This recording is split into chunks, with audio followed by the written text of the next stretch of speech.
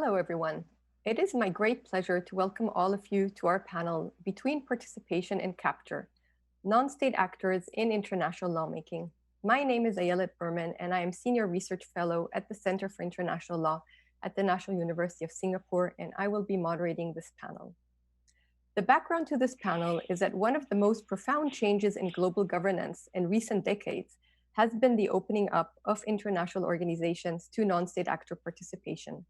That is, participation by business, civil society, philanthropic foundations, and others in international rulemaking processes. This transformation spans all policy areas, and today almost all international organizations, whether formal treaty-based or informal, offer some kind of access. For example, a study by Jonas Thalberg and colleagues surveying over 200 intergovernmental organizations in 1950 through 2011 found non-state actor access had grown from 20% to over 70%. Similarly, while in 1948, only 41 NGOs had consultative status with the United Nations Economic and Social Council, by 2011, the number was 3,500. Further, there has also been an increase in multi-stakeholder partnerships, that is, partnerships in which public and private stakeholders collaborate. Think of ICANN or the Global Fund to fight AIDS, tuberculosis, and malaria. Embraced by the Sustainable Development Agenda as a governance structure for achieving the SDGs, we will likely see more partnerships in the future. Another interesting development has been the increase in non-state actor donations to international organizations. In the UN system, on average, 50% of the budget is contributed by non-state actors. Most of these contributions are earmarked, meaning that the donor dictates what the money gets spent on and effectively sets the agenda. Non-state actor participation has potential benefits and risks. On the positive side, it can improve democratic legitimacy.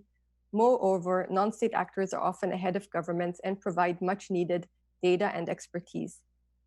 Non-state actor engagement also improves compliance.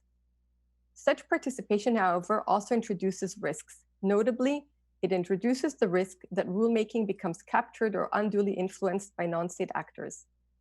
By providing information, funding, or simply being better represented, some non-state actors can potentially skew decision-making to their benefit. While these risks are well known in the domestic context, they have as of yet not received much attention in the international context. The consequences of capture can be profound. The recent Boeing 737 MAX scandal is a reminder. The post-COVID world will likely be rife with contestations between conflicting interests, such as when the world will come to make decisions on access to COVID-19 treatments and vaccines, or questions of data surveillance versus privacy. Thus, it is more important than ever to understand who gets to set the rules and how, if at all, we can achieve equitable decision-making. It is against this background that I am thrilled that we have the opportunity to discuss these issues with four excellent speakers, which I'd like to present to you. Igor da Silva Barbosa is the first Secretary of the Permanent Mission of Brazil to the United Nations in Geneva, dealing mostly with WHO-related issues, including the Framework of Engagement of Non-State Actors, or FENSA. A diplomat since 2008, he has worked on intellectual property, trade dispute settlement, and in the Office of the Legal Advisor of the Ministry of Foreign Affairs of Brazil. Hassan Sis is an international lawyer, practitioner, and scholar with over 30 years of experience in international law, finance, and development, including a distinguished career at the IMF and World Bank. He served as Chief Counsel, Deputy General Counsel, and Global Practice Director for Governance at the World Bank, and he holds degrees in law and history from the universities of Harvard, Paris I, Paris II, and Dakar. MJ Durkee is a J. Alton Hush Associate Professor of Law at the University of Georgia. Her research focuses, among others, on global governance, lobbying, and international organizations. Her work has appeared in top journals such as the Yale Journal, Yale Law Journal, Stanford Law Review, and the American Journal of International Law. She serves on ASIL's Executive Council and the Board of Editors of the American Journal of International Law. And Nancy Sevenin serves as an External General Counsel for the United States Council for International Business, the U.S. National Committee to the ICC International Court of Arbitration, and manages the USCIB and ICC's USA's Arbitration and ADR Committee, Ms. Sevenin also serves as an international arbitrator and mediator and adjunct professor. She is designated by the Republic of Haiti to serve on the panel of arbitrators of ICSID. So, welcome everyone. Very happy to have this opportunity to discuss these issues with you. So, without further ado, we'll address these issues. MJ, I'd like to ask you my first question. What are some of the potential benefits and costs of international institutions engaging with non-state actors, particularly business in rulemaking? What are the arguments that have been made for their inclusion or exclusion? And what should we be thinking about? Thank you, Ayelet. I think it's particularly fitting that this panel is called Between Participation and Capture, because it really immediately suggests this tension between conflicting values that I think animates this question about what role non-state actors should have, particularly business actors in international organizations. So if we think about non-state actors participating in the work of international organizations, we think immediately about open, transparent organizations that are receiving the benefit of diverse perspectives, perhaps expertise. We think about access, legitimacy, process. But if we think about non-state actors capturing the agenda of international organizations, we have an opposite set of mental images. We think about mission drift, corruption, erosion of legitimacy. And of course, we have really great historical examples of both of these things. On the capture end, the WHO, for instance, we all know has been a site of a number of battles, including the highly organized efforts by the tobacco industry, which were often covert as the tobacco industry hid behind NGOs, academics, and developing world farming associations to push their agenda. On the other hand, industry representatives have been important partners to organizations like UN Women. They have contributed to a balanced process as far back as the International Labor Organization. They've provided really important expertise to improve lawmaking undertakings by UNCITRAL and UNIDROIT, for instance. So it's not surprising that industry can have both positive and negative effects on international law and policymaking. But strangely, as far as, and you previewed this for us, Ayelet, as far as arguments for their inclusion or exclusion, frankly, I don't think we've addressed the topic nearly sufficiently yet. A lot of the discussion about the rules governing non-state actor participation in governance has been really focused on classic public interest or public benefit organizations like Amnesty International or Greenpeace or Doctors Without Borders. In fact, there was this really great burst of enthusiasm in the early 90s, or throughout the 90s, about NGOs participating in global governance by NGO official or UN officials and academics alike. That enthusiasm started waning around the time of the 1999 battle in Seattle, when NGOs started critiquing some aspects of global governance. But there was neither a corresponding rush of enthusiasm for industry participation in global governance or a critical analysis of their role in governance, even though they've been participating alongside NGOs all along. But some of the things we've seen, and I won't go into detail about this, but we've seen a whole variety of benefits: expertise, technical, they can help develop technical standards, serve as essential stakeholders who will need to accept a rule for it to be successful. They can offer funding. They can sometimes even be neutral parties that facilitate rulemaking when states are at loggerheads.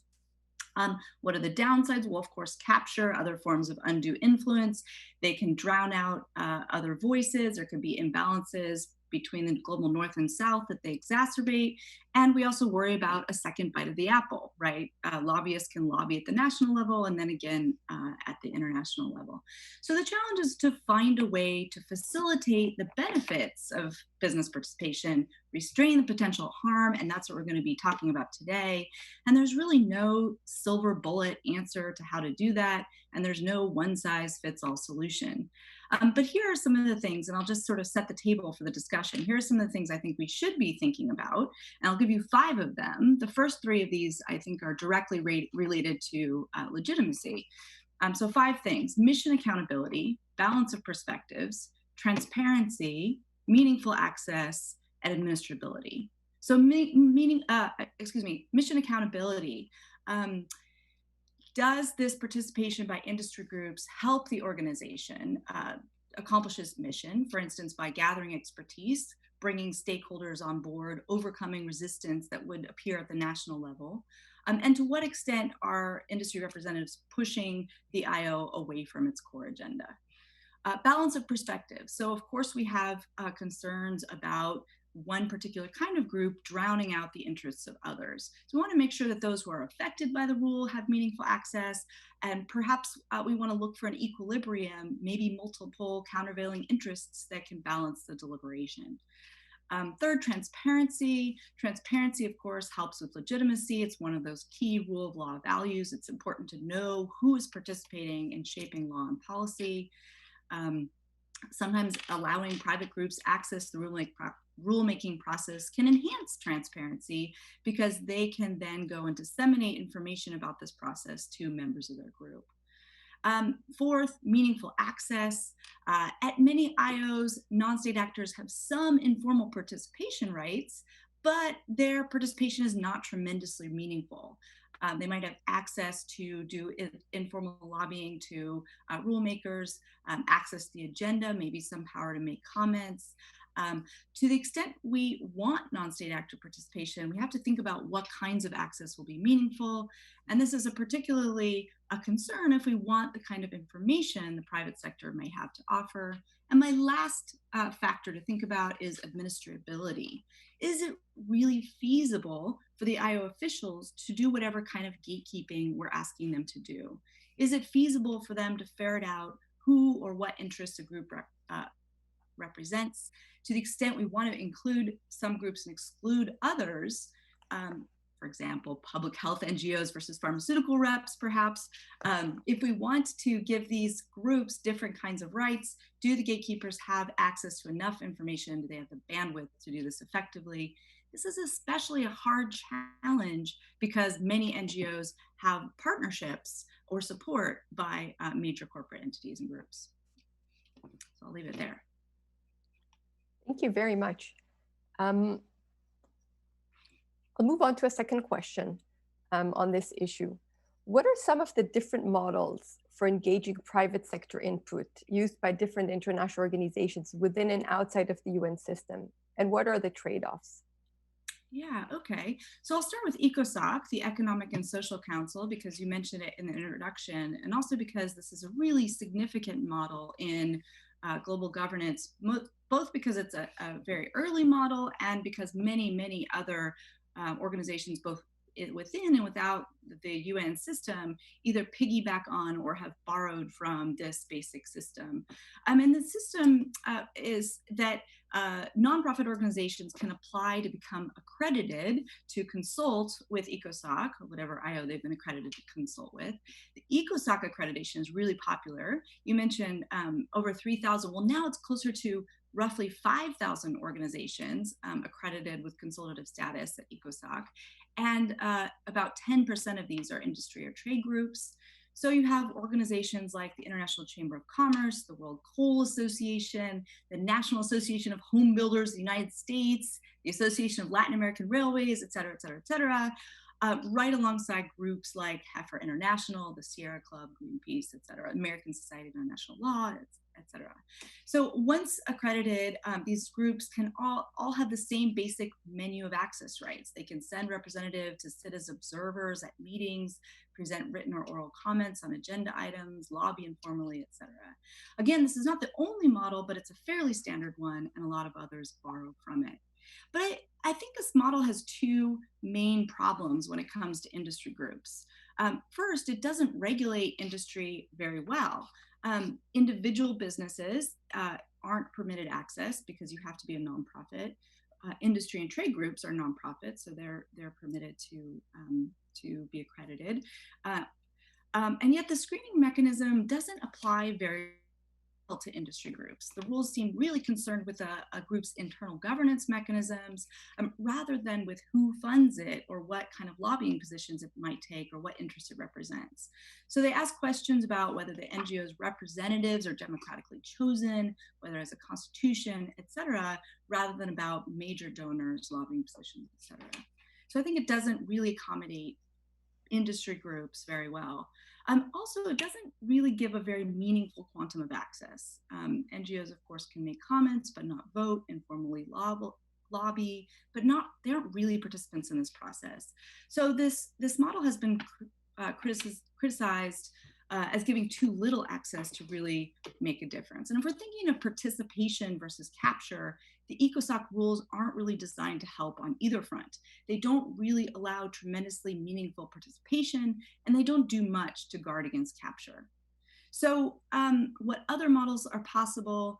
A number of more recent reforms to the access rules have responded by tweaking them to improve things on one or the other front. I'm sure Igor will talk about the WHO's framework of engagement with non-state actors, so I won't go into that. It's one of the main innovators. They're trying to weed out tobacco and arms industry and separate classic public benefit NGOs from private sector groups and give each separate access rights with separate protections. And another set of organizations have responded to the other critique, and that is a lack of robust participation opportunities. And this group of organizations is moving instead towards a multi-stakeholder model that really increases the participation of non-state actors and giving them more robust rights. The Gavi Alliance, the Global Fund to Fight AIDS, Tuberculosis, and Malaria, UN Women are all examples of this. A labor organization is a classic example. Okay, I know I'm just about out of, I probably should let us move on, but which reforms to choose really depends on an organization's distinctive needs, right? Does it need buy-in from private sector organizations, or does it really need to hold on to its state members? That probably dictates which direction it's going to push in. And the trickiest set of questions will be for organizations that fall in the middle, that need buy-in from both public sector organizations and to keep their state members really happy. I'll leave it there.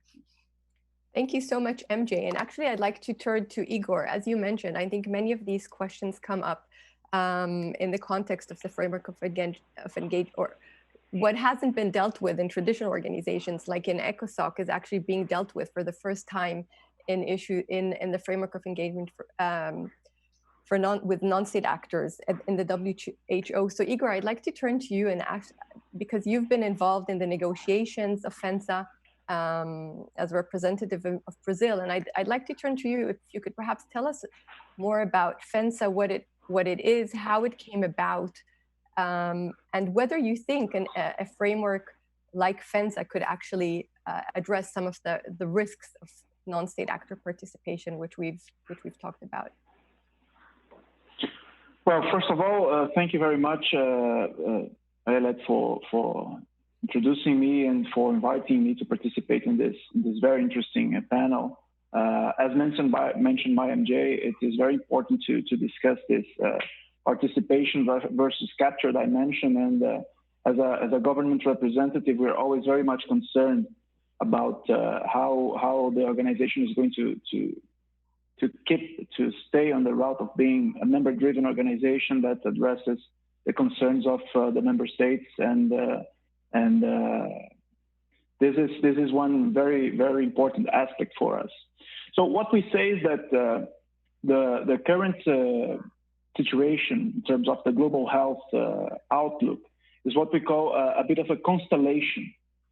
There are several stars trying to orbit around this what we would call a main star, which would be the WHO, which has a coordinating role, and this is becoming more complex in many respects, mainly on the number of players and how these players are founded, or let's say the institutional architecture of this actors.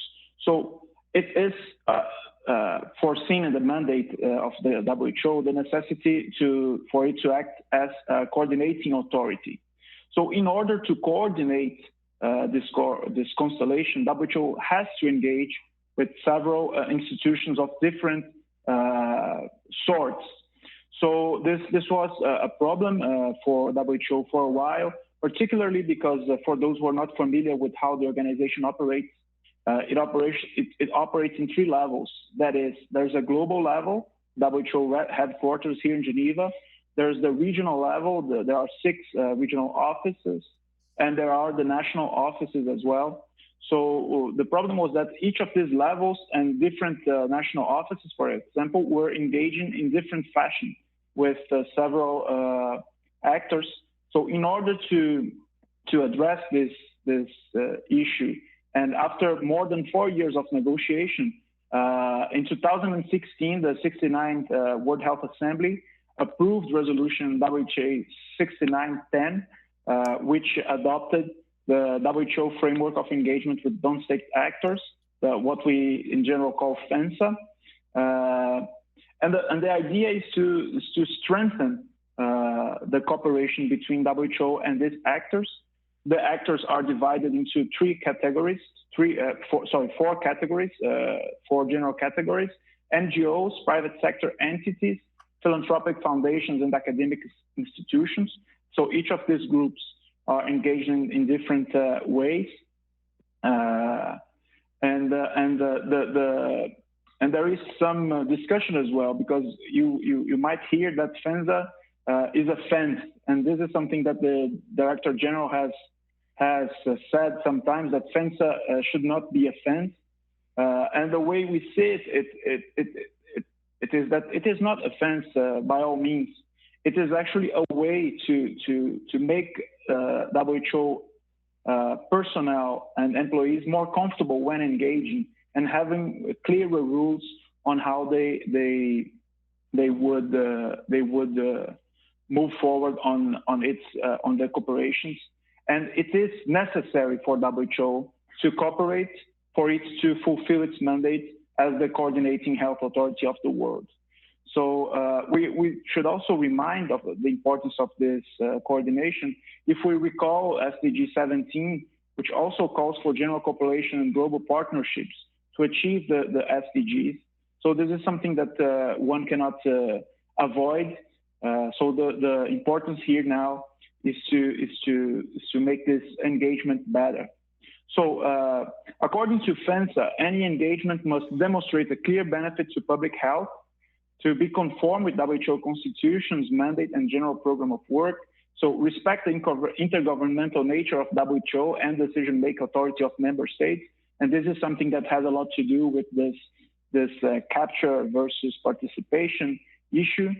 And support WHO's work, protect WHO from any undue influence, not compromise WHO's integrity, effectively managed, and they conduct on the basis of transparency, openness, inclusiveness, accountability, integrity, and mutual respect. So these are the general objectives that are set out in the FENSA for these engagements to happen. And there are several forms of interaction as well, and those forms of interaction are also regulated in the FENSA. So one very important form of interaction, which has been object of debate recently, is the participation in governing meetings of the WHO, also providing resources, helping WHO to generate evidence, advocacy inside WHO, and also technical cooperation. All these relationships, it is regulated in the FENSA, and the main way for an organization to become a non-state actor in official relation with WHO is to provide to enter a request into a general registry, and wait for the organization to make a due diligence and risk assessment of the potential relationship, and this also involves a particular, and this has a little bit to do with what MJ said, with engagement with particular caution when we are possibly speaking about some companies or kind of private sector entity that deals with substances that should be or could be considered to be harmful to health. One example of that is like a food industry, beverage industry, alcohol industry. So this has been an ongoing debate that we are also having in WHO right now. for us in our assessment, WHO has been a very important tool, a very useful tool, but it is being currently reviewed. So we are in a review process right now for it for us to see if there are ways of improving it, mainly improving the way it is being implemented and the uniformity of its application throughout the organization. This has been an issue also raised at different sectors, even within the headquarters, different areas, they interpret differently. But we are currently working to try to address this issue. And how optimistic are you about this kind of mechanism actually succeeding in preventing capture? Yeah. Since implementation is one of the biggest problems. Yeah, I am an optimistic person by nature, so I think that there are ways to regulate it, and we do believe that the many actors that are involved in the global health agenda, they do have a shared objective in terms of improving the global condition of health. Of course, there are difficulties and challenges, which, as I said, are being tried. We're trying to deal with some complaints, for example, from no-state actors that had their requests to enter into official relations denied without seeing receive a specific cause. So we are also advocating for increased transparency and trying to improve the process. Thank you. I'd like to ask you now about the issue of funding, because funding in the WHO is structured in a very interesting way. So 80% of funding is actually voluntary. So it's voluntary contributions. And of that, quite a big amount comes actually also from non-state actors. And in fact, the Bill and Melinda Gates Foundation is the second largest donor after the United States before the current crisis. So my question to you is, and of course, the issue with voluntary funding is that most of it is earmarked, meaning that actually the donors get to decide where the money goes to and essentially, make the decision for the WHO. So what is your take on, the benefits and the risks that are coming out of this non-state actor funding of the WHO?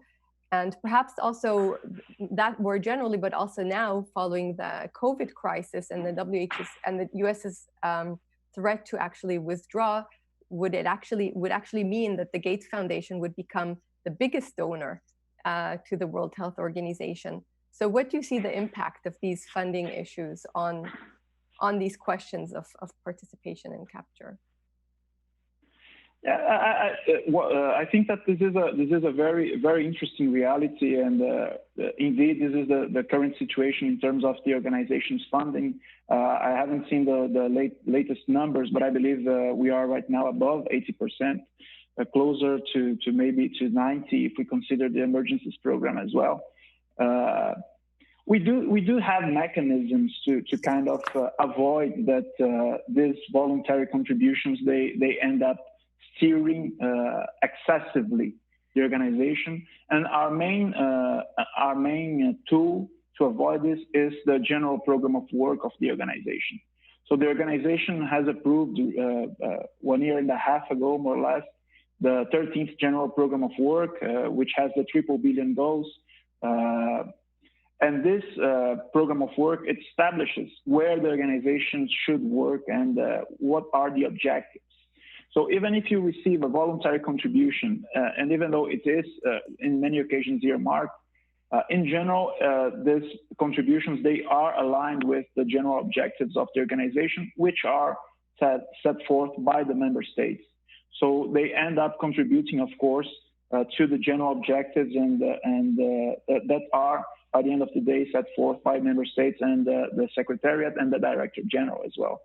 Of course, there will be a problem of overfunding and underfunding, But the most recent structure of the budget, I think, has a positive side on trying to avoid this.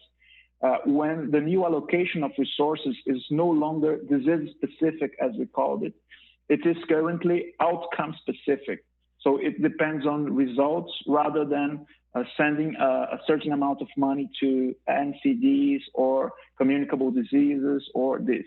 So we do have different criteria and measures that allow for the organization to have more flexibility.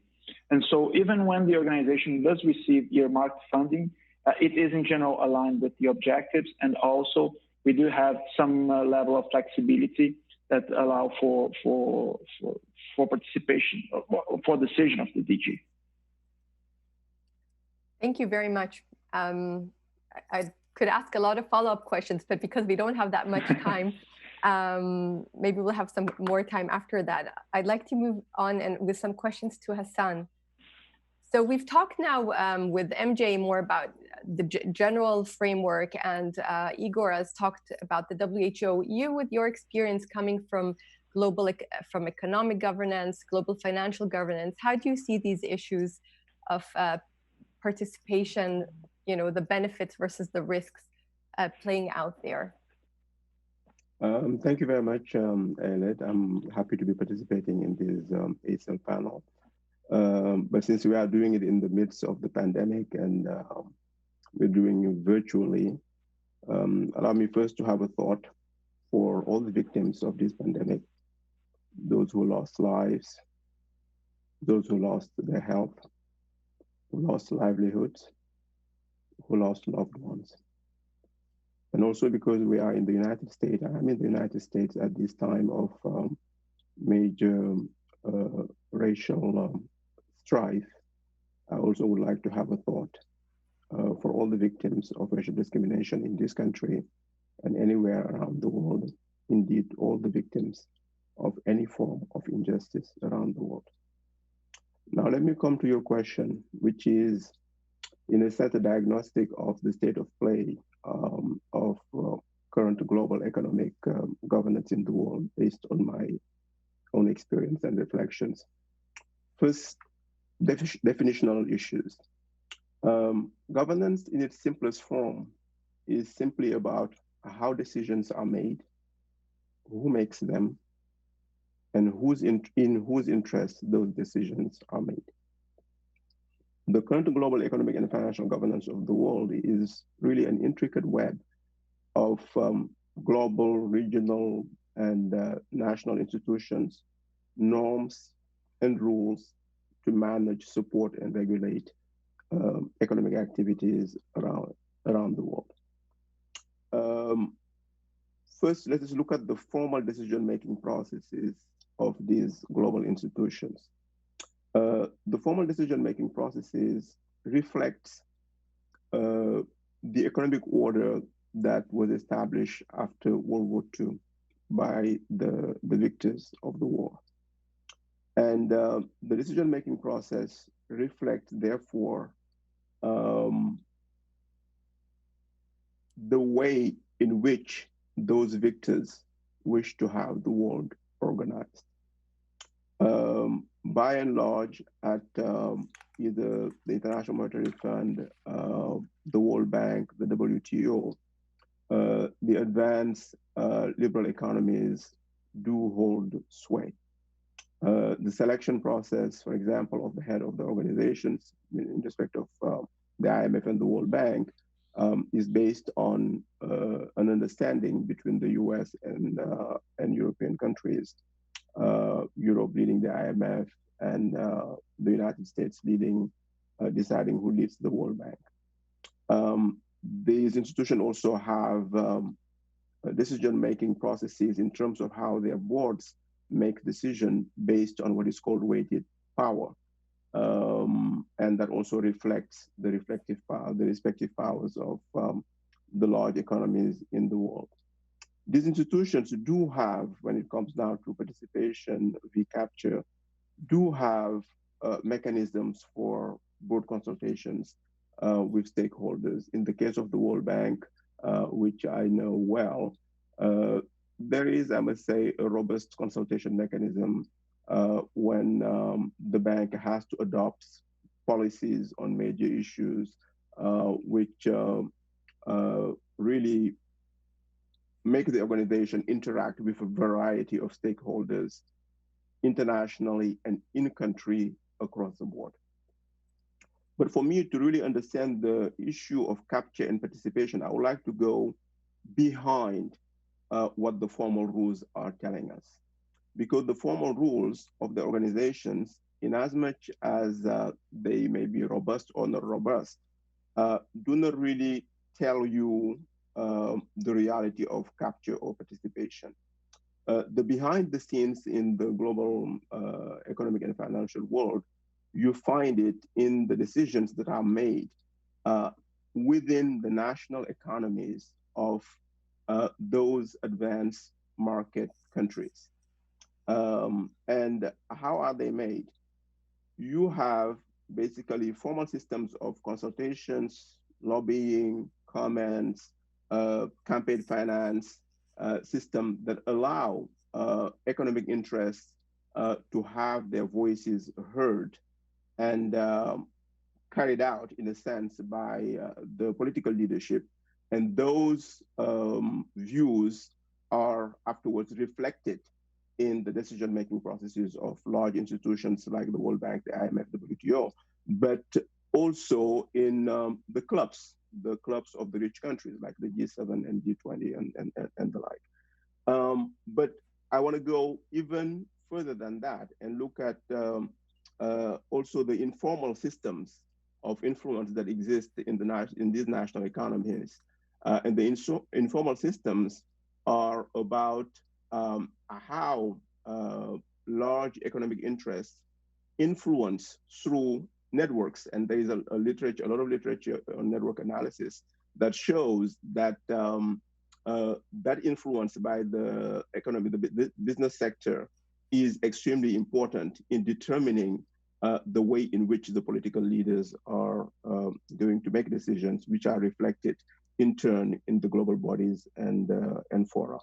Nobel Prize economist Joe Stiglitz has given a very, very powerful example of how this works, in particular in the 2008 financial crisis, where you saw speculative behavior by large financial institutions as a result of deregulation, as a result of weak supervision, weak risk management, lead to a major problem, then a bailout by the taxpayers without much accountability. You have some other examples, for example,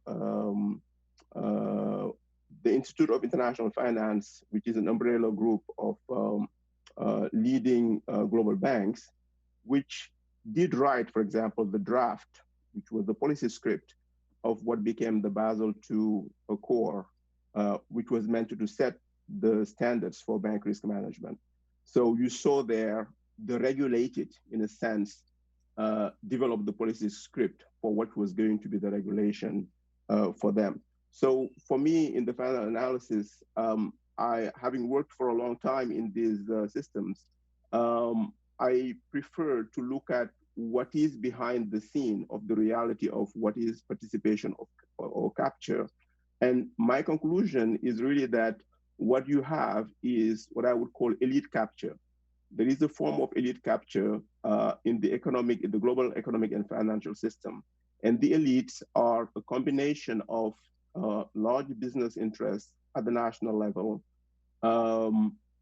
the academic elite, the technocratic elite, the bureaucratic elite, and all of them have views and interests that very often are aligned. Going in the past to meetings of the World Economic Forum made me see many of those things. They are totally linked, and they result in outcomes that favor, in a sense, the interest of the few to the detriment of the interest of the whole. And it shows that, for example, the interest of labor, the interest of regular households, the interest of the poor, the interest of all of those who are excluded are not really showing at the table where the most important decisions are made. Thank you so much. And what do you think now? I, of course, join your words regarding the recent events. Um, if we're mentioning COVID-19, what is your assessment? How is this going to affect, if at all these issues that you've just mentioned? So if there is an elite capture of global economic governance, how do you think will COVID-19 impact these issues? I see two types of impacts. Some impacts that are immediate, and some others that I see unfolding in the long term. The immediate impact that I see is, in a sense, the sense of disarray of many of the institutions of the global governance system. And the disarray shows up in how they are struggling to respond, given the limited resources that they have to respond to a crisis of this scale and magnitude. They are struggling, but some good responses are being seen in the United States with the Treasury, the Federal Reserve. You see the same in the European Union. You see the same with the IMF and the World Bank. There are calls for increasing resources, for example, for the IMF and other institutions. So the immediate issue that they are dealing with is, how do we come up with more resources to address the immediate effects of the crisis? But what this is showing also is a total lack of preparedness of the global economic and financial system. Total lack of preparedness because it is a fragmented system.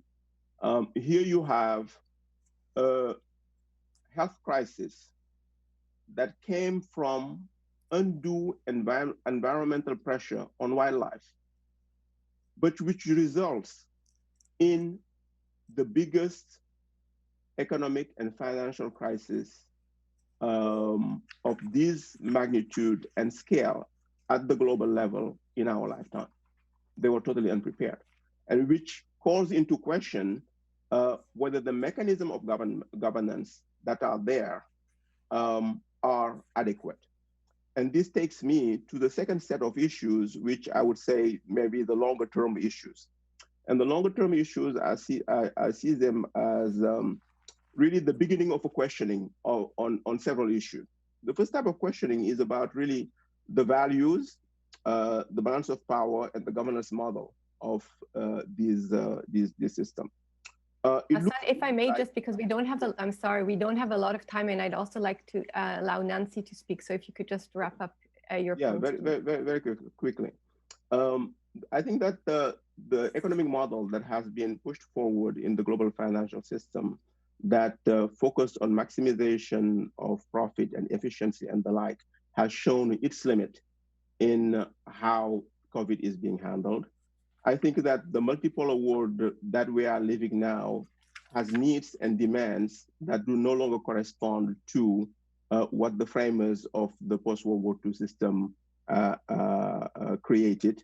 And I think that there is a need for a new governance model that reflects the voices and the needs of all.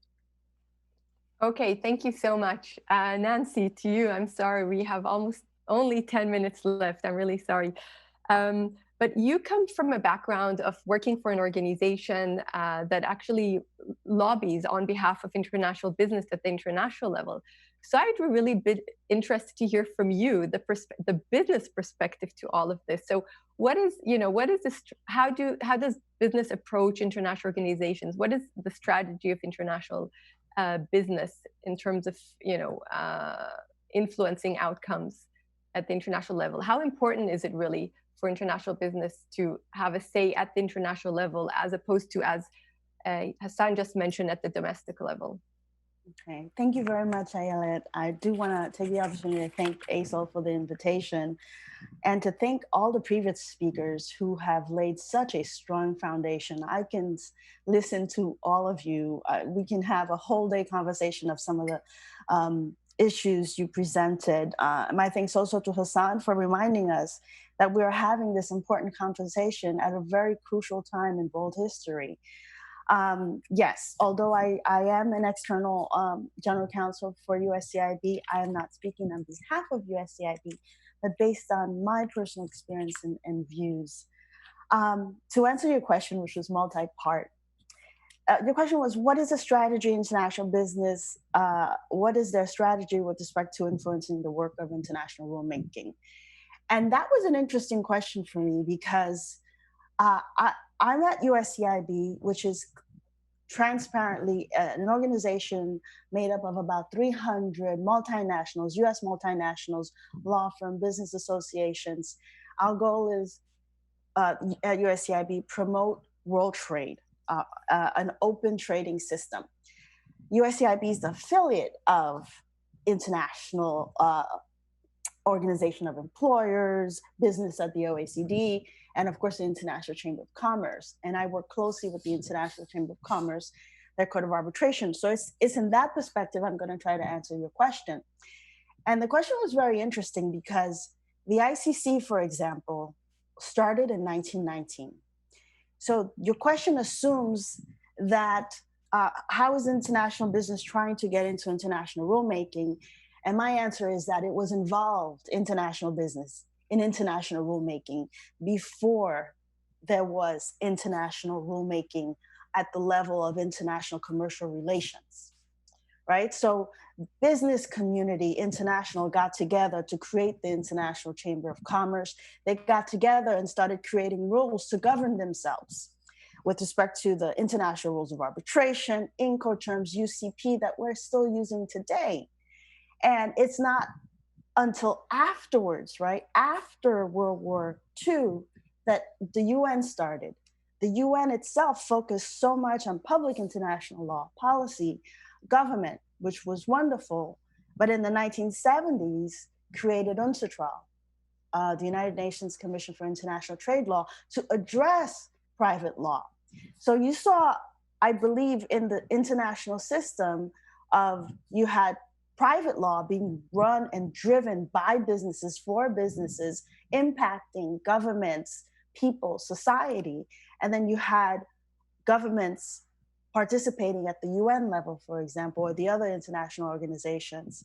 And then there was the realization that governments needed to get into this process of making rules, the harmonization of rules with respect to trade, investment, and international relations. So it's in that view, I see your first question, that even without the international rule bodies that we have there, businesses will continue, have, and probably will continue to try to come up with rules, processes to govern themselves. The important thing is to make sure that what businesses are doing is aligned with what is governments want to do, which is where we are now, right? You started the conversation by saying a lot of different business organizations are involved in international rulemaking bodies. And I believe that is a good thing. And I do understand the risks with respect to capture, but a lot of the benefits you mentioned, in that sense, the benefits I think may outweigh the risks. The risks we see are being played out in a national level, right? In different governments, as Hassan said, all over the world. The risk of certain groups or funding, influencing the mission of different organizations. Knowing these risks, having seen them, how they play out regionally or nationally, I would like to think the international organizations are in a better place to try to control for some of that risk, as Igor mentioned with respect to what the WHO has been doing, for example. So The second part of your question was how much of a priority is it for businesses to have input into rulemaking process? I think nowadays in this modern economy, it has a very strong interest. Now, the ICC just gained observer status at the UN, for example. And one of the reasons ICC wanted to get involved in the UN, I imagine, wanted the ICC to get involved was because of the UN Sustainable Development Goals. These rules, that are going to impact society, you need businesses to be on board with it. You need them to have a voice because not only, as you mentioned, can they quickly make things happen if there's agreement amongst themselves, much faster than governments can. They also have the data. Right now, data can be, we spoke about that a little bit, can be manipulated. Data is based on your perspective, right? The questions that you're asking are going to solicit certain types of information. So I see the need for different expertise to try to look behind the data. So, but the ability to collect that data, I think the WHO is doing a survey with ICC where they have over 10,000 businesses with respect to the COVID-19. Those types of partnerships are quite powerful and not something that we should give up or say we're not going to get involved in because of the risk, because I do think the risks are manageable. So I noticed that we don't have a lot of time, so I'm going to stop there. Yes, we really only have a couple of minutes left, so I think we will have to start wrapping up. I think what really comes out, I mean, first of all, that we've really just touched the tip of the iceberg, because all of these issues, there's so much more to talk about, and I would have loved to ask you lots of follow-up questions, but we're really short in time. So I think, you know, my takeaway from all of this is really, once again, that we do see a major increase of participation through all different kinds of models, whether at the international level or at the domestic level. So we have this major increase in participation, and that seems to be an area which is being really dealt with. On the other hand, the risks that are brought about aren't barely being dealt with. So the framework of engagement for non-state actors is perhaps almost an exception there. And the question will really be for other organizations, whether they can draw inspiration from that or from, you know, some of the topics which MJ has raised. So we actually have 3 more minutes. So perhaps if one of you would like to chime in and has anything more to add or comment on the others, on the other presentations. I have a quick comment to make. Yes. To me, the COVID pandemic is an inflection point in world history. This is like World War II. And this is an opportunity to actually rethink the entirety of the global governance system, reviewing the charters of all of these organizations, reviewing them with the idea of having new values for mankind that put at the heart of it the needs and interests of the regular people, the needs and interests of regular communities, the needs and interests of the earth. And to me, that should be the direction. No longer focusing on what are technocratic changes, but go to the fundamentals. I would like to add something very quickly as well. Sorry, MJ, very quickly. I think that we should take a look at the current architecture in the health area. We do have very good examples of non-traditional forms of governance that could exemplify the way we are heading in terms of how we're dealing in other areas of the international agenda. And we do have, for example, elements that would touch on Hassana's point of bringing people to the table. We would have other boards that would engage with the private sector and others. So there is a multitude of examples that could serve as a basis, and it is very interesting and very rich environment for us to try to kind of test what we are looking forward to do.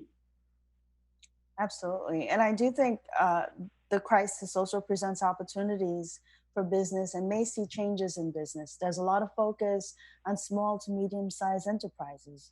I think some of the points Hassan made, in the past, a lot of the humongous big multinationals have had such influence in our policy for different reasons. But there may be more of a focus and a need to help develop the smaller businesses, the small and medium-sized businesses, to make sure that, because Nancy, we have 20 more seconds, so I'm going to have to put an end. I'm going to have to, very sorry, we could really go on, and maybe we can do so offline. So this really brings an end to our panel. I want to thank all of the panelists and of course everyone at ASOL that have made this possible. And I hope you've enjoyed this panel, and that this will really just be a kickoff on this discussion in the future. Thank you very much. Stay safe. Thank you very much. And thank you very much for sharing this panel.